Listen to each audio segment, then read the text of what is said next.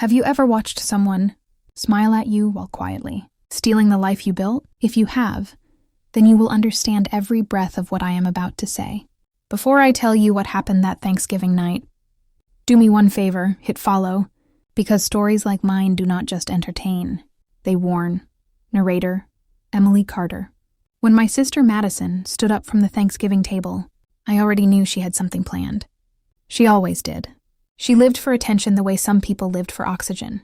But even then, even after years of watching her manipulate, lie, and twist every situation in her favor, I never expected her to drop the bomb that would turn my whole world inside out. I was sitting between my aunt and my dad, passing mashed potatoes, trying to keep my breathing steady. The night already felt tense. My mother was pointedly ignoring me. My father barely looked in my direction, and Madison, well, she kept glancing at me with that smirk. The one she used when she was about to pull a knife and ask why I was bleeding. She tapped her glass. "Everyone?" She flipped her curls dramatically. "I have an announcement." A couple of my cousins clapped jokingly. Someone said, "Of course you do." She laughed like she was the star of a show. Mom and Dad have decided something huge, something life-changing. My stomach dropped. I knew the tone. The sweetness coated in poison. My dad's eyes dropped to his plate. My mom sat up straighter, and then Madison said the words that ripped the ground out from under me. "They are signing the house over to me." She turned her face toward me. "And Emily gets nothing." Every fork at the table froze midair. A few people sucked in sharp breaths. I just stared at her, waiting for her to laugh, to say she was kidding. But she leaned back in her chair and smiled like she had just won an award.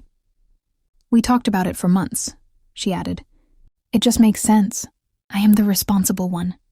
My aunt whispered, "What?" My cousin muttered, "That is messed up." My father cleared his throat. "Emily is moving soon. She does not need the house." My mother folded her napkin. "And Madison lives nearby. It is practical." My skin burned. My heartbeat climbed into my throat. "You made this decision without even talking to me?" I asked, barely above a whisper. My mom narrowed her eyes. "Do not make a scene." Madison shrugged. "You always leave, Emily. You never stay. Why should you get anything?" The table erupted with little murmurs. But my parents did not take it back. They did not soften their words. They just let it hang. Final. I wanted to scream. I wanted to cry. But something inside me froze. Not numb, not broken. Something sharper.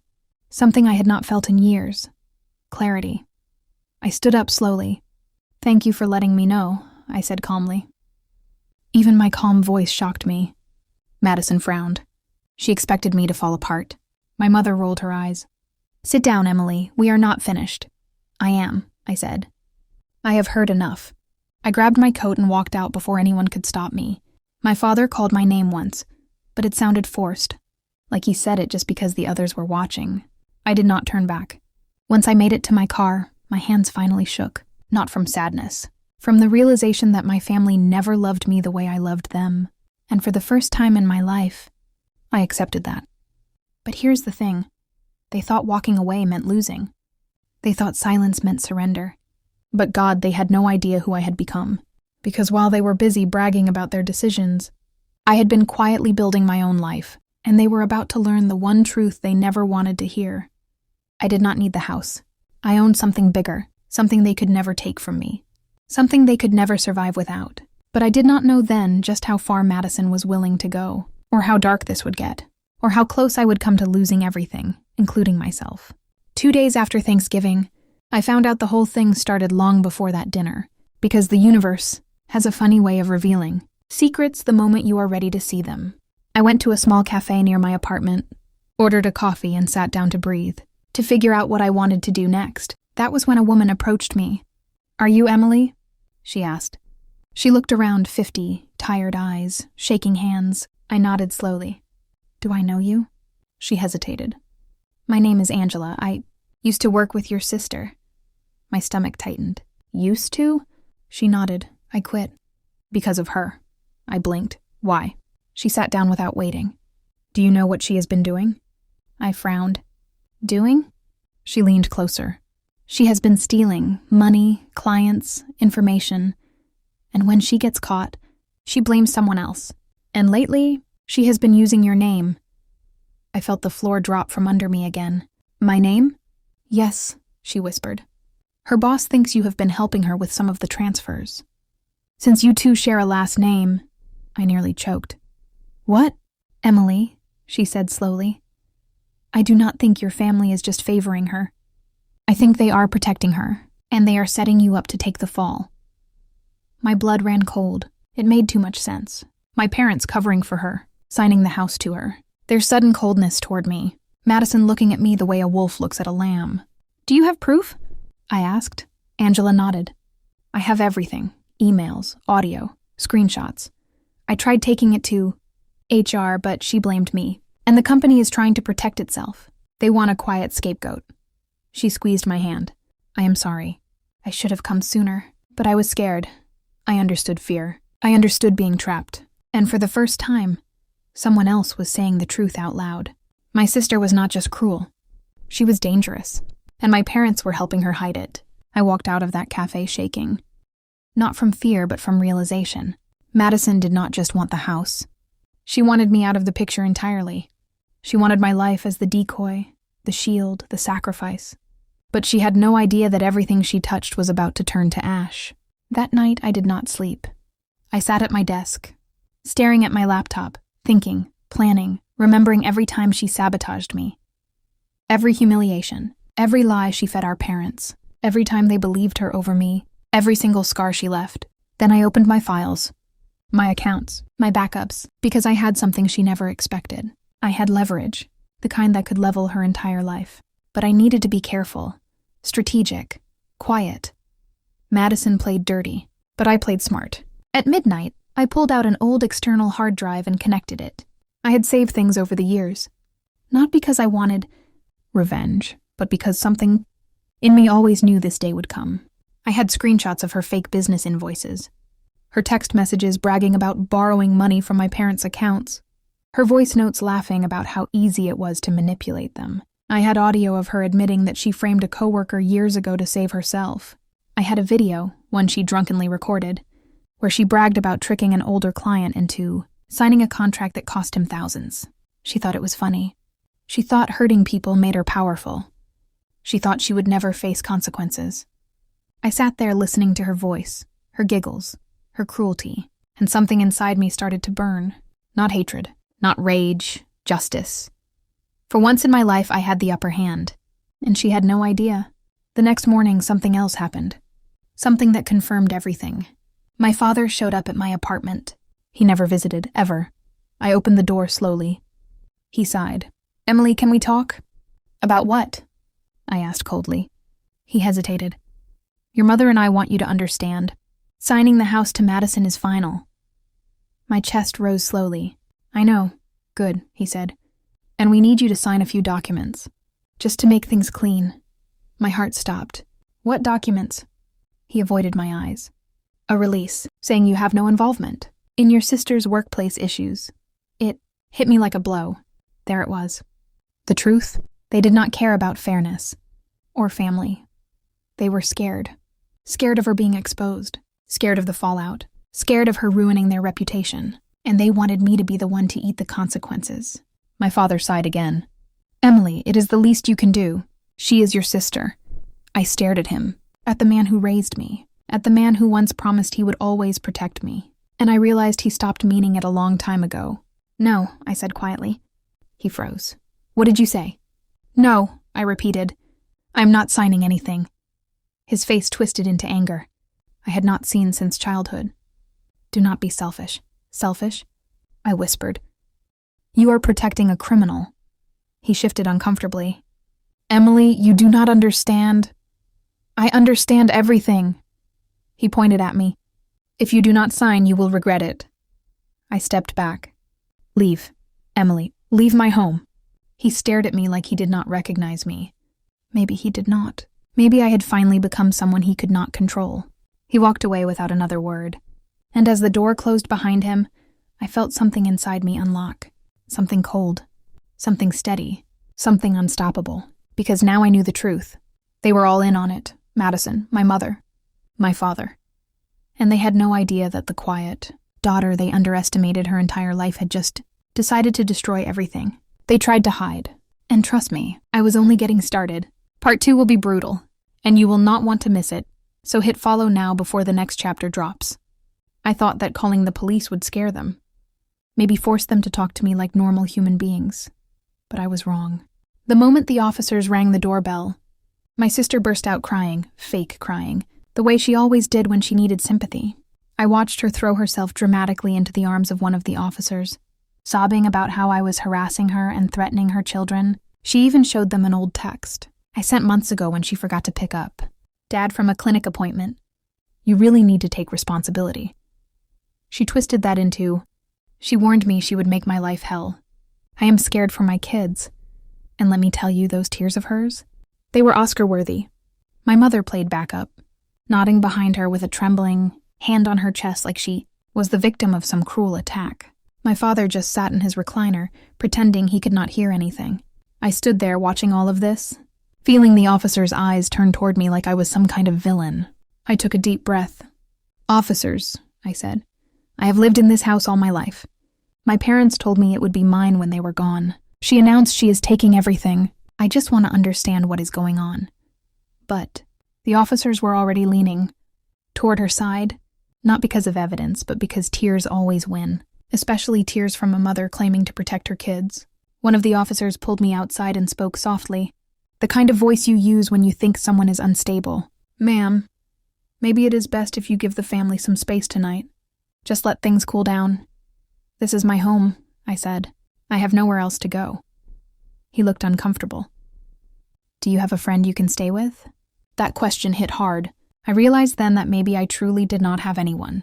I walked down the driveway with my keys in my hand. But once I reached the car, I could not drive. I just sat there. My hands were shaking. My breathing felt too loud, too heavy. I stared at my childhood window and felt something inside me collapse.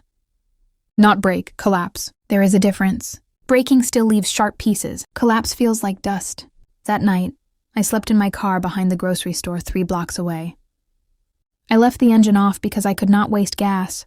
So every time someone walked by or a car pulled in, I felt my heart jump like I was about to be attacked. When morning came, I decided I was done begging for answers. I was done waiting for kindness. If they wanted to treat me like the enemy, then they were going to understand what an enemy really looks like. I am not proud of what I did next, but I am not ashamed either. I drove straight to the county records office. My sister had bragged so loudly about the house being signed over to her that she forgot something important. Transfers like that take paperwork, paper trails, timelines, and I was right. The house had not been transferred. Not yet, but the paperwork had been filed. The clerk printed a copy for me, and when I saw the date on it, something inside me snapped awake. It had been filed 2 weeks before Thanksgiving, 2 weeks before my sister made that announcement, 2 weeks before my parents looked me in the eyes and told me they loved me. They were hiding it from me. They had been hiding it long before I even knew a battle existed. I stared at the document, reading their signatures over and over again. My mother's cursive, my father's shaky handwriting, my sister's bold pen strokes. It felt like they had carved my name out of the family tree and thrown it into fire. I got back into my car. I sat there, and I realized I did not want revenge out of anger anymore. I wanted clarity. I wanted truth. And the truth was not going to come from any of them voluntarily. So I started digging. I printed bank statements I had joint access to. I reviewed old messages. I went through my father's medical bills.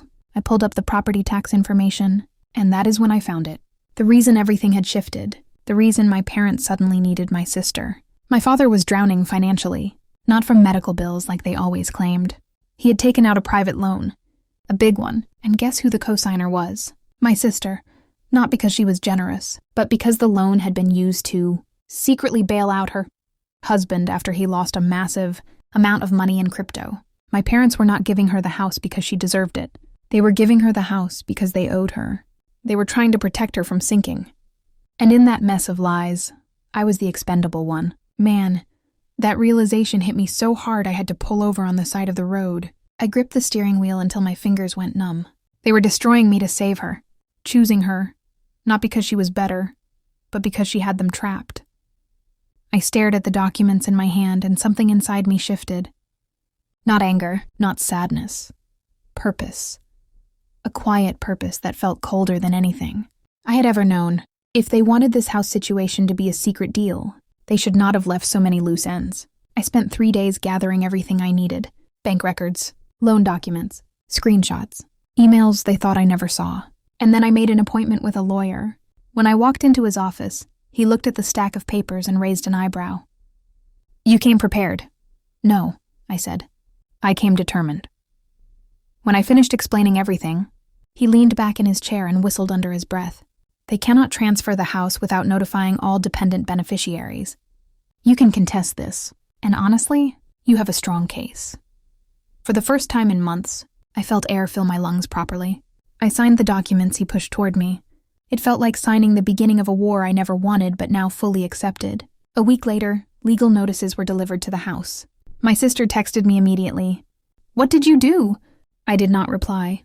My mother called 12 times. I ignored everyone. My father surprisingly sent a simple message. "Please come home. We need to talk." I went, but I did not go inside. We spoke on the porch.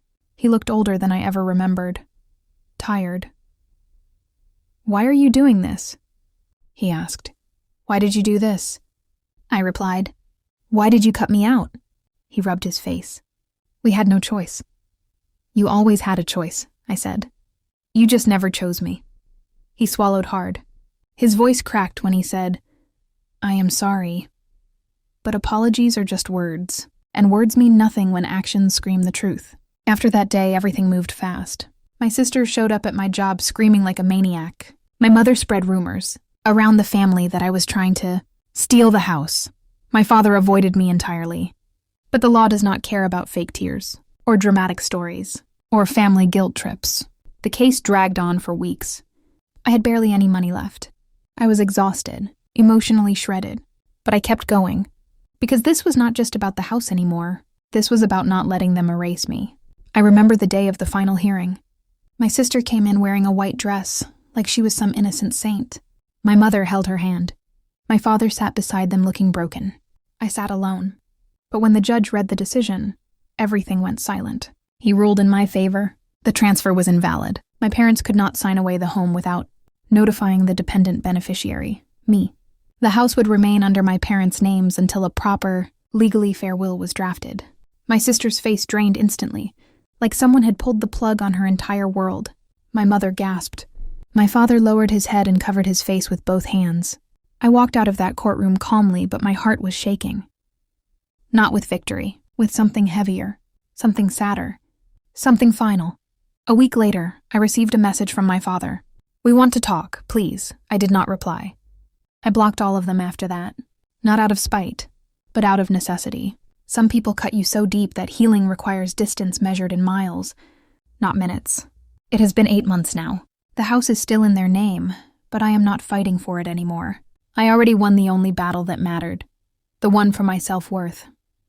Sometimes I drive past the neighborhood, and I see them out on the porch. My sister pretending everything is perfect. My mother pretending she never betrayed me. My father pretending he is not drowning in regret. They do not know this. But the night before the hearing, I stood outside that house and looked at all the windows glowing with warm light. I realized then that I did not want the house. I wanted the love I thought lived inside it, but that love was never real. And the last time I saw my father, he said something that stays with me even now. "One day, you will regret walking away." Maybe he believes that. But the truth is simple. The only regret I have is not walking away sooner. If you want more stories like this, make sure you follow, because the next one I tell will make you question everything you think you know about family. And the last thing I will say is this. Sometimes, losing your family is the only way to find yourself.